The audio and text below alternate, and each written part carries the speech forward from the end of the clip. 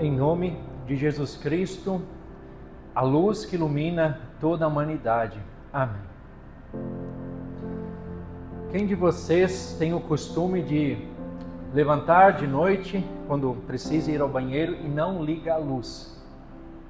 Eu achei que era só eu, mas nos cultos lá em Jardim de Alá, em Santo Antônio, percebi que mais pessoas têm esse costume.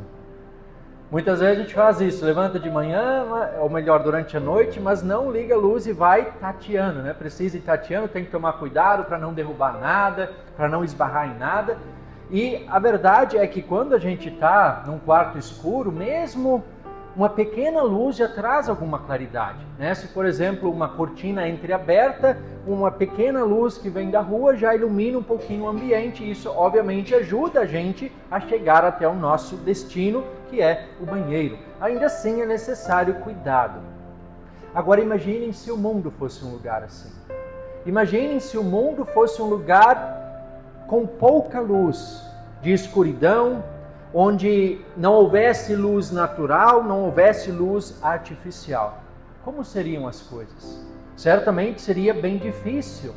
Ficaríamos desorientados, sem direção, sem referência. Para não esbarrarmos em tudo, nós teríamos que, de fato, ir tateando. Teríamos que apelar aos outros sentidos, talvez, para que nós pudéssemos chegar ao nosso destino. Talvez para a audição, para o olfato, para o tato, ou seja, apelar aos outros sentidos, já que a visão é comprometida por causa da escuridão. Não sei quem de vocês já assistiu o filme Bird Box, com Sandra Bullock. É um filme de ficção, onde uma entidade misteriosa, alienígena, invadiu o mundo. E as pessoas não podem olhar para essa força misteriosa, porque quando elas olham para essa entidade, as pessoas são confrontadas com os seus maiores medos e angústias e elas cometem suicídio na hora. Então, para escaparem dessa força misteriosa, as pessoas precisam andar com os olhos vendados o tempo todo. E aí, obviamente, eles precisam ir tateando, ouvindo, pelo cheiro, assim eles precisam se guiar. É um filme, é uma ficção. E a verdade é que nós não vivemos numa ficção, nós vivemos no mundo real e não existe nenhuma força misteriosa, nenhuma força alienígena que invadiu esse mundo. E também a luz não é um problema. Nós temos o sol que ilumina os nossos dias, a lua e as estrelas de noite, isso sem contar a variedade de luzes artificiais que iluminam as nossas noites escuras. Como temos aqui nessa igreja, na rua, luzes não são o problema. Então, ficar na escuridão é só para quem quer, porque iluminação não é um problema neste mundo. É claro que isso se aplica à perspectiva natural, porque quando nós olhamos pela perspectiva espiritual, a coisa muda drasticamente.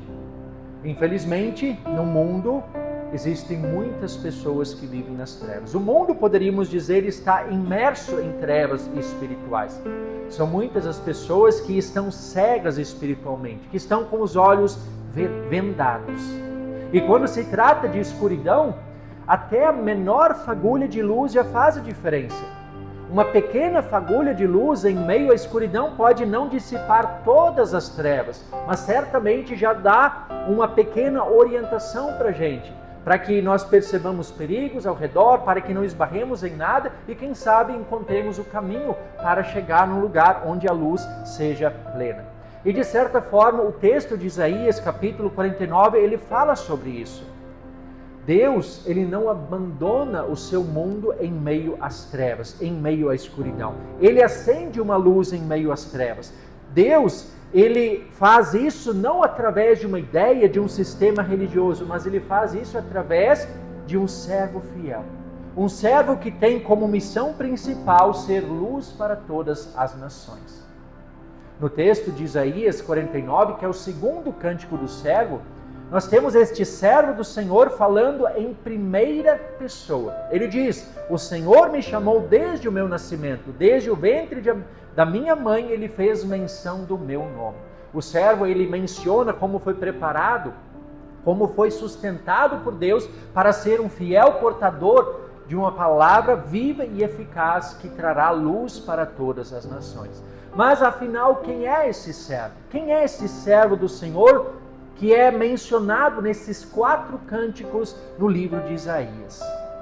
Lá no versículo 3, o próprio Deus diz a respeito do servo: você é o meu servo, você é Israel, por meio de quem hei de ser glorificado.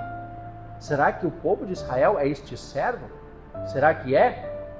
Na verdade, o povo de Israel não é e nem pode ser esse servo. E dois motivos bem básicos. Primeiro, a própria gramática. Porque o texto ele deixa claro que este servo não é um coletivo, não é um povo, mas é um indivíduo. E isso fica claro nos 2 primeiros versículos, quando o servo fala a respeito de si. O Senhor me chamou, fez menção do meu nome, fez a minha boca, fez de mim uma flecha polida, ele me guardou. Ou seja, é um indivíduo, é alguém, não é um povo. E o outro motivo está lá em Isaías 42. Sim, o povo de Israel muitas vezes é chamado de servo de Deus. Mas o que o próprio Deus diz a respeito deste servo, que é o povo de Israel? Este servo, em vez de ser fiel e perfeito, é um servo cego e surdo, que vê muitas coisas, mas não as observa, que tem ouvidos abertos, mas nada ouve. Olha só o que Deus diz a respeito deste servo, bem diferente do que ele diz a respeito deste servo do Senhor, que é apresentado no capítulo 42, aqui no capítulo 49 e depois também no capítulo 50 e no capítulo 53. Outra possibilidade que pode ser levantada, e muitos levantam essa possibilidade, é que o servo seria Ciro, um rei da Pérsia. Porque o próprio Isaías fala a respeito de Ciro no capítulo 45. Assim diz o Senhor ao seu ungido, a Ciro, a quem tomo pela mão direita para submeter as nações diante dele, para desarmar os reis e para abrir diante dele os portões que não se fecharão. Ciro não foi do povo de Deus, mas Ciro foi um rei pérsia que destruiu a Babilônia no período em que os judeus eram prisioneiros, estavam exilados na Babilônia.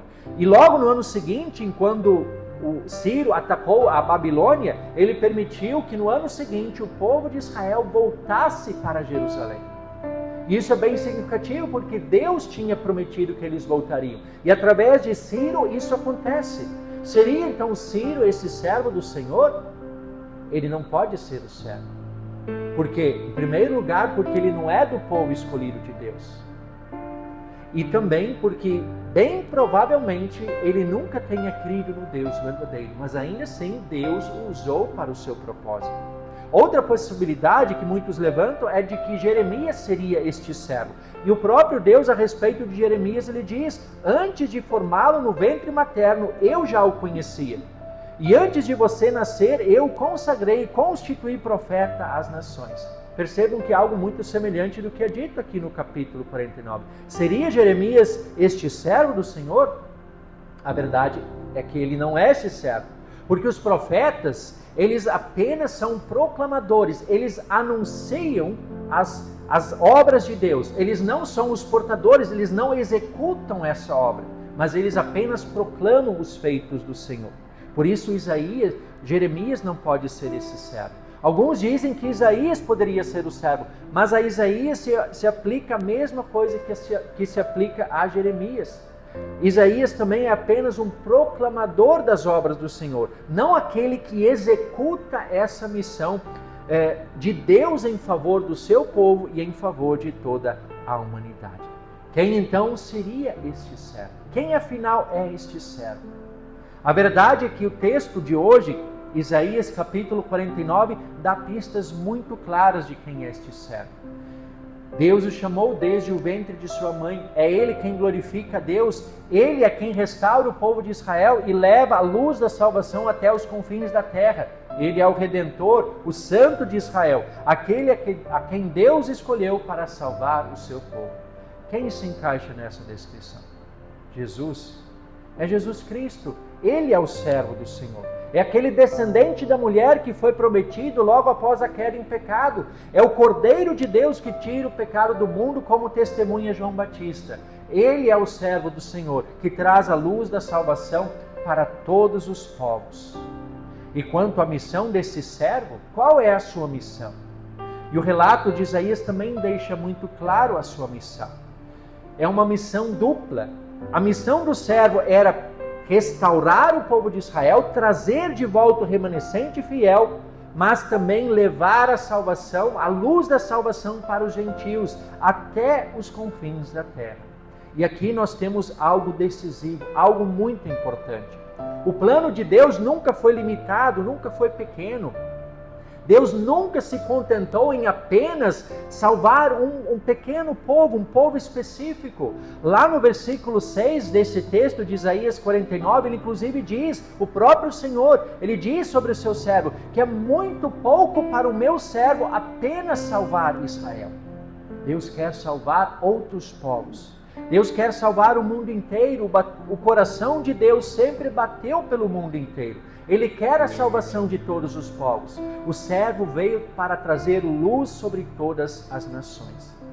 E assim, quando nós olhamos para os 4 cânticos do servo que estão aqui no livro de Isaías, nós percebemos a descrição da obra deste servo. Lá no capítulo 42, o texto que lemos no último culto, o próprio Deus apresenta esse servo. É um servo perfeito, cheio do Espírito, que estabelece o direito e a justiça com mansidão. Deus falando desse servo. Agora aqui no capítulo 49, o próprio servo fala de si mesmo. Fala de como ele foi chamado e preparado para a sua missão. É ele quem glorifica a Deus, é ele quem restaura Israel, é ele quem é enviado para salvar as nações, os confins da terra. E aí nós temos depois o terceiro cântico do servo, em Isaías 50, onde agora nós temos já uma mudança de perspectiva.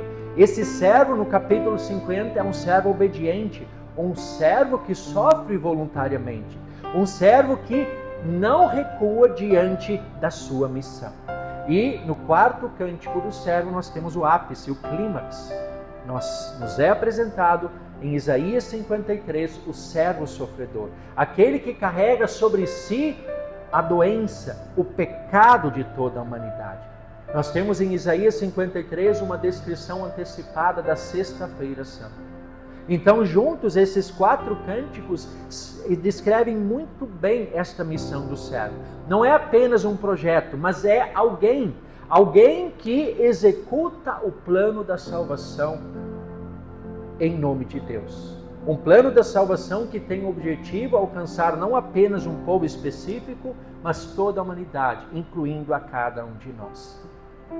Israel não era este servo, mas ainda assim Deus tinha um objetivo, Deus tinha um propósito para seu povo. O seu povo também devia glorificar a Deus e ser uma luz entre as nações. Como eles deveriam fazer isso? Através do zelo pela lei, através da fidelidade à aliança, por meio do culto, por meio da confiança nas promessas. Assim eles deveriam ser uma luz para atrair os demais povos para o Deus verdadeiro. Mas Israel falhou. Israel falhou em sua missão. Eles deveriam refletir a luz de Deus, mas muitas vezes refletiram a sua própria infidelidade. Em vez de confiar, eles se rebelaram. Em vez de testemunhar, eles se fecharam em seu orgulho pecaminoso. Infelizmente, o povo escolhido por Deus não cumpriu a sua vocação.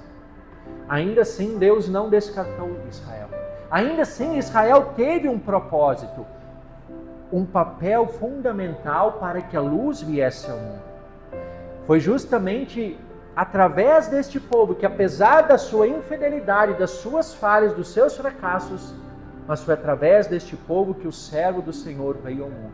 De Israel nasceu Jesus Cristo, o Messias prometido, aquele que foi tudo o que Israel nunca foi, aquele que fez tudo o que Israel nunca foi capaz de fazer.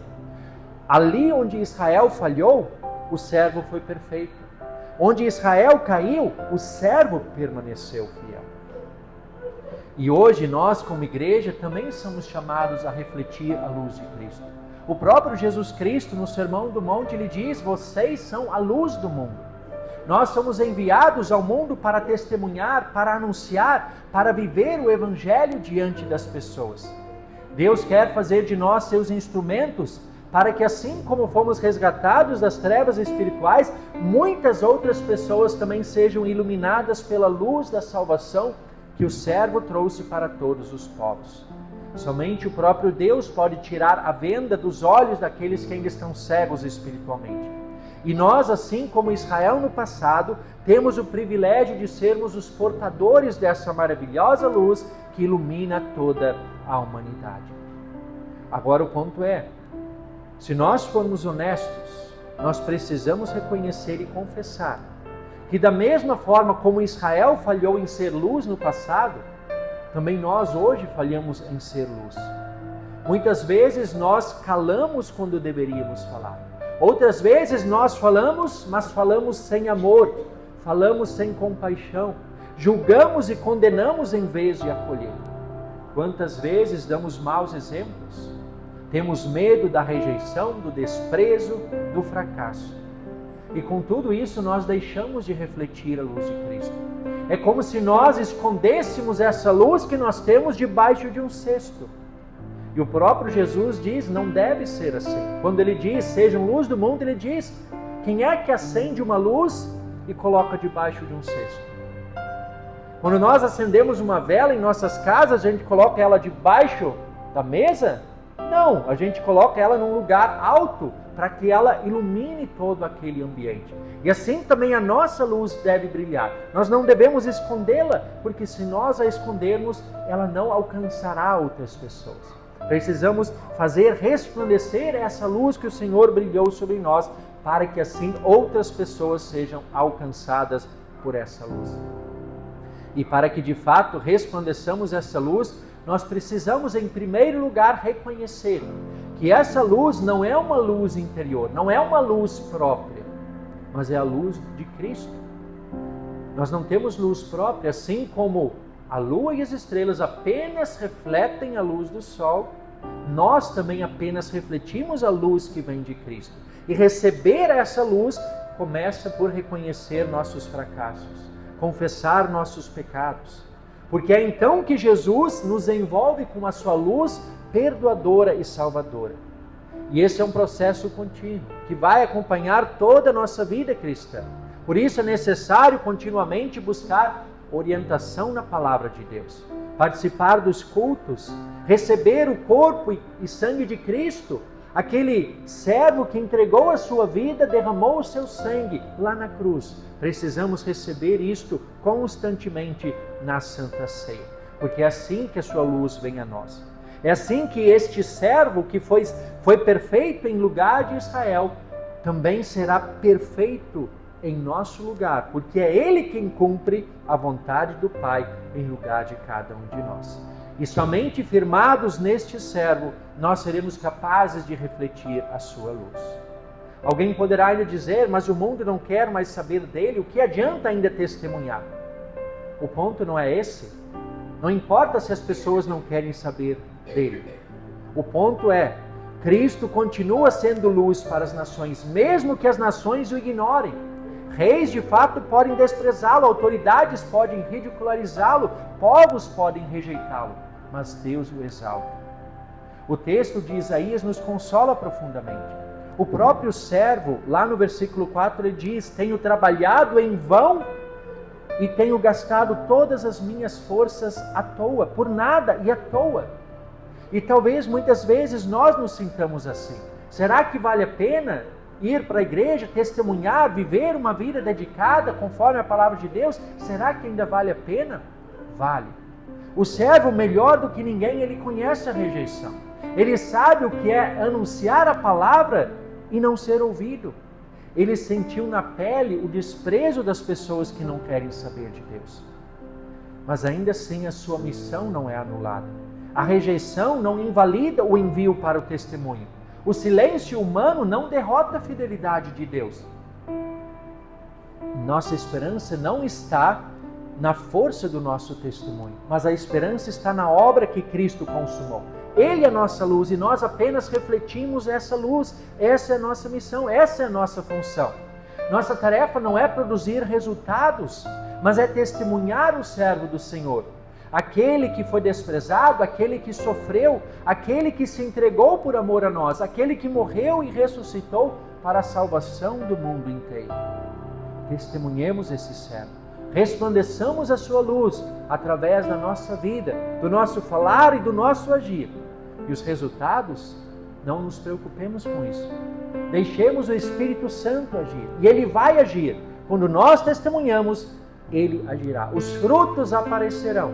Talvez não no nosso tempo, talvez não da maneira e do jeito como nós gostaríamos, mas com certeza no tempo de Deus, da maneira e do jeito que Deus quer que seja. A missão sempre importa, porque vidas estão em jogo. A luz precisa ser vista, ela precisa ser refletida. E mesmo quando ela parece fraca, a luz de Cristo, ela nunca falha. Mesmo quando seja pequena, ela não falhará.